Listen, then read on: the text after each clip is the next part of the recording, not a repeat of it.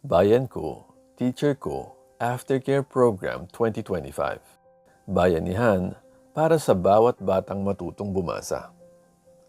Mula Mayo 15 hanggang Hunyo 14, 2025 sa Silang, Cavite, nagpatuloy ang layunin ng BKTK, tulungan ng mga batang matutong bumasa ng may kumpiyansa at saya.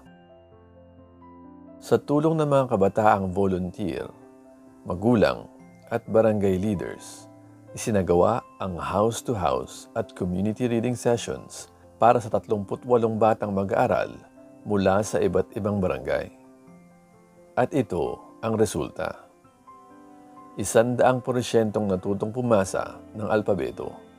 55% ang nakabasa ng pantig at salita.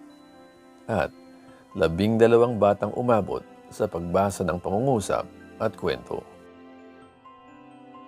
Sinanay din ang ating mga volunteer tutors, pinalakas ang adult support group, at pinagtibay ang bayanihan para sa edukasyon ng bawat bata. Dahil sa pagkakaisa ng pamilya, kabataan at pamayanan, patuloy na umaangat ang pagbabasa at muling nabubuhay ang pag-asa.